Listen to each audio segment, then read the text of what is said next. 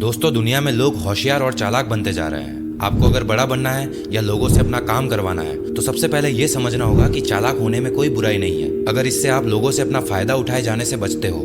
इसलिए लोगों से चालाकी से काम कराओ, उनको अपने काम का पैसा दो, लेकिन नाम अपना बनाओ। हर कामयाब इंसान ऐसा ही करता है। अगर आपने भी ऐसा नहीं किया तो कोई और आपकी मेहनत का क्रेडिट लेकर जाता रहेगा और आप वहीं के वहीं रह जाओगे।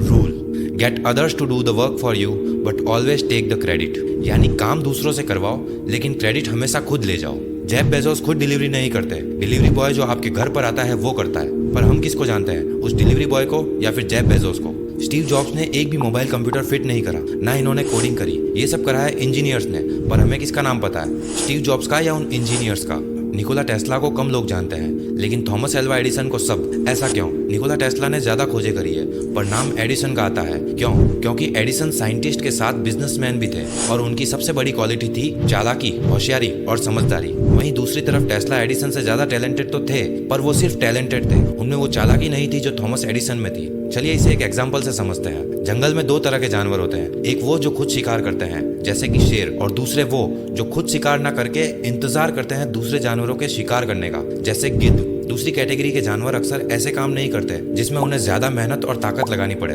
वो इस बात को बहुत जल्दी समझ जाते हैं कि अगर वो खुद शिकार ना करके थोड़ा इंतजार करेंगे तो कोई ना कोई जानवर उन्हें मिल ही जाएगा जो उनके लिए शिकार करेगा। ताकत की दुनिया भी जंगल की दुनिया की तरह ही है, जहाँ आप किसी गधे की तरह काम कर रहे होते हो और ऐसे कई लोग होते हैं जो आपके ऊपर गिद्ध की तरह मंडरा रहे होते हैं, आपकी मेहनत और क्रिएटिविटी का फायदा उठाने के बारे में सोच रहे होते हैं। इस सिचुएशन में कभी भी उन लोगों की शिकायत या उनसे भिड़ने की कोशिश मत करना, क्योंकि ये एक बहुत बड़ी बेवकूफ़ी होगी। ऐसे में बेहतर यही है कि सबसे पहले तो आप खुद को सिक्योर करो और इस खेल को समझदारी से आगे बढ़ाओ। और जब आप पूरी तरह से सिक्योर हो जाओ तो धीरे धीरे गिद्ध बन जाओ, यानी फिर आप दूसरों से काम करवाओ और खुद क्रेडिट लेकर जाओ। इस रूल को फॉलो करने से आपका टाइम और एनर्जी दोनों ही बच जाएगी।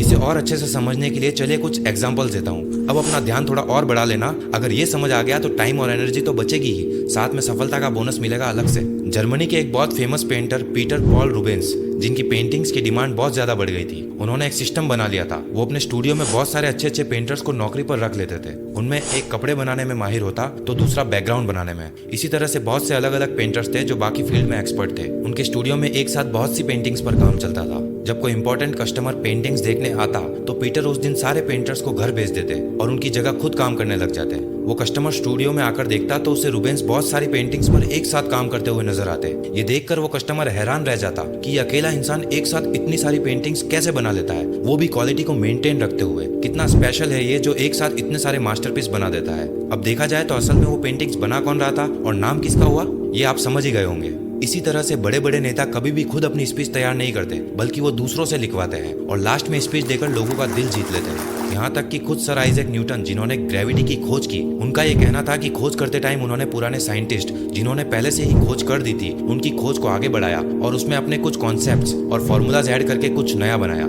आज हम किसको जानते हैं, न्यूटन को या उन सभी साइंटिस्ट को जिनकी खोज का सहारा न्यूटन ने लिया था? उन्होंने इसे standing on the shoulders of giants कहा है, यानी कि पुराने लोगों की स्किल्स और नॉलेज का इस्तेमाल करके सफलता हासिल करना। सिमिलरली विलियम शेक्सपियर कितने बड़े राइटर है ये बताने की मुझे जरूरत नहीं है। ये इतने फेमस और माने हुए हैं कि इंग्लैंड में इनके नाम की गलियां, म्यूजियम और रोड तक बने हुए हैं। लेकिन आप ये जानकर हैरान हो जाओगे कि इन्होंने खुद ने एंशिएंट ग्रीक राइटर प्लूटार्क की राइटिंग स्टाइल, कैरेक्टर स्केच और यहाँ तक कि उनके डायलॉग्स को भी कॉपी किया, क्योंकि वो ये जानते थे कि माइक्रो साइकोलॉजी और चीकी डायलॉग्स लिखने में प्लूटार्क की बराबरी कोई नहीं कर सकता था। देखा जाए तो प्लूटार्क भी एक बड़ा नाम है, पर ज्यादा फेमस कौन है, प्लूटार्क या फिर विलियम शेक्सपियर? फिर शेक्सपियर के खुद के प्लेज और ड्रामास को भी कितने ही लोगों ने इस्तेमाल किया और उनसे बहुत पैसा और फेम कमाया। फॉर एग्जांपल विशाल भारद्वाज, जो कि एक फेमस डायरेक्टर हैं, राइटर हैं और म्यूजिक डायरेक्टर भी हैं, जिन्होंने शेक्सपियर के प्लेस पर Maqbool from Macbeth, Omkara from Othello, Haider from Hamlet जैसी फिल्म्स बनाई। और ये मुझे बताने की जरूरत नहीं है कि विशाल भारद्वाज इंडस्ट्री का कितना बड़ा नाम है। उन्हें टोटल 23 अवार्ड्स मिले हैं, जिनमें 7 नेशनल अवार्ड्स भी शामिल है। इसके अलावा हिंदी सिनेमा में काम करने वाले Indian writer, famous director, lyricist और प्रोड्यूसर हबीब फैजल, जिन्होंने शेक्सपियर के प्लेस पर इशकजादे फ्रॉम रोमियो एंड जूलियट बनाई। दोस्तों, जर्मनी के सरदार वल्लभ भाई पटेल बिस्मार्क को तो आप जानते ही होंगे, जिनका कहना था कि fools say that they learn by experience, I prefer to profit by others experience.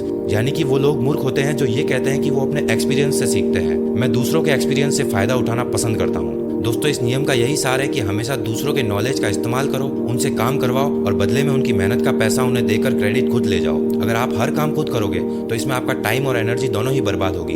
एक टाइम के बाद आप थक जाओगे। बेहतर यही है कि आप ऐसे लोगों को ढूंढो जिनमें वो क्रिएटिविटी और एबिलिटी हो जिनकी आप में कमी है और आप उनका इस्तेमाल करके कुछ बड़ा कर सको। ये बात हम जितनी जल्दी समझेंगे उतना हमारे लिए अच्छा होगा कि किताबों में पढ़ा हुआ सारा नॉलेज, सारी स्ट्रेटेजी, सफलता हासिल करने के ये नियम, चालाकी के ये सारे नियम किसी काम के नहीं है जब तक कि कोई इनका इस्तेमाल नहीं करता। ये सारा ज्ञान इसीलिए है ताकि लोग उसका इस्तेमाल करके अपना वक्त और एनर्जी दोनों को बचा सके। तो फिर क्यों आज भी लोग इस ज्ञान का इस्तेमाल करने से कतराते हैं? क्यों आज भी लोग कॉपी करने को गलत बताते हैं जबकि उनका इंटेंशन सही होता है? दोस्तों एक बात हमेशा ध्यान रखना, कोई भी ये नहीं देखता कि आपने कोई काम कैसे किया है, बल्कि लोग तो ये देखेंगे कि आपके उस काम से उनकी लाइफ में कितनी वैल्यू ऐड हो रही है। आपके सामने दो रास्ते हैं, या तो खुद का कुआं खोद लो या फिर दूसरों ने जो ऑलरेडी कुआं खोदा हुआ है उसमें से पानी पी लो और अपनी और जरूरतमंद लोगों की प्यास बुझा दो। अगर ये वीडियो देखने के बाद आपको ऐसा लगा है कि इससे आपको कुछ सीखने को मिला है और आपकी लाइफ में वैल्यू ऐड हुई है तो कमेंट करके जरूर बताना। मिलते हैं चालाकी के अगले नियम के साथ, तब तक के लिए अपना ख्याल रखो, मेहनत करो और हमेशा